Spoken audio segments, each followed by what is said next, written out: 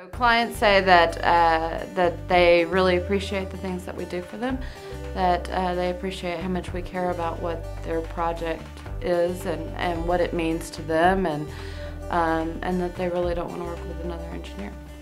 Whether it's because we step outside the box and do something above and beyond what was in the scope without, coming back and hitting them up with additional fees, or whether it's going above and beyond and spending our free time to help them do something, or whether it can be as simple as making a phone call on a regular basis, returning phone calls, returning emails, being there for them when they need you.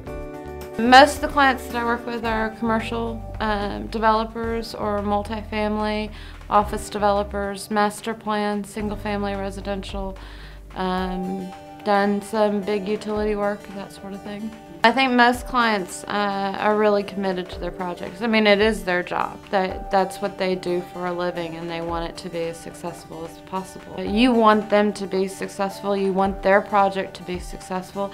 It only helps you as an engineer and as a consultant to them to make sure that they have the best product they could possibly have, and they've done the best job that they could do. The Water Oak project, I started working in 2005 with Gala Properties. They're a single-family developer out of San Antonio. They had what started out as a 2,300-acre project, and then reduced down to a 1,900-acre project, and then went down to a 1,400-acre project. And we had just installed a $15 million wastewater line just about when the markets kind of tanked.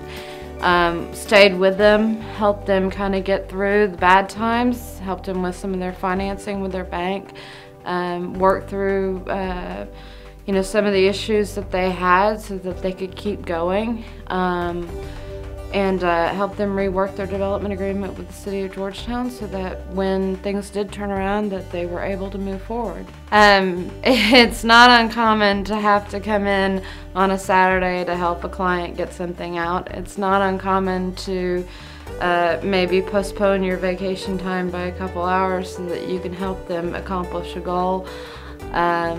There's many times that it's been a weekend up here trying to meet a deadline.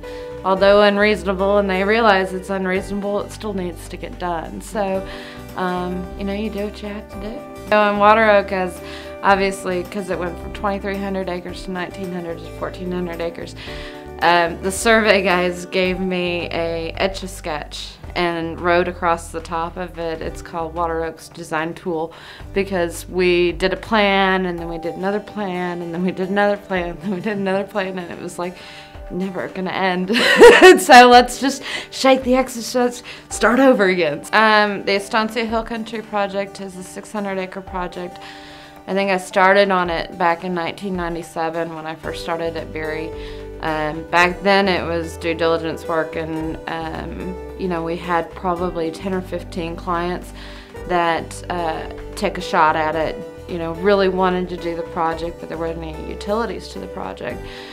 So then in 2003, I submitted my first submittal finally on the project after, so many years working on it. And then immediately once we submitted it into the city, the project died. Originally the project could never get off the ground because it didn't have water and wastewater service and couldn't get water and wastewater service. When Stratford Land bought the project in 2008, we negotiated with the city of Austin to bring major infrastructure up to the project, and it was obviously going to serve more than just us. I mean, it went east of I-35 on 45, and but essentially we helped negotiate that. We got a reimbursement cost agreement associated with it, got the infrastructure built in record time, and not only helped the city of Austin accomplish their goals, but we also help the client get to a point where the project could actually move forward. Essentially a lot of my projects are master plan developments that have been around. They're not going to be a 6-month project. They're not going to be a 1-year project. It's more like 10, 15 years. And you learn to develop relationships with these people, and you end up caring about what they're doing and making sure that they're successful, that the project is something that you would want to see in your community, and You know, you develop those relationships and you work hard at them, and you make sure that they're as well taken care of as, say, your friends or your family members, and you know, you treat them to that, you know, to that degree, and make sure that they're happy and that they're successful, and you get a great project.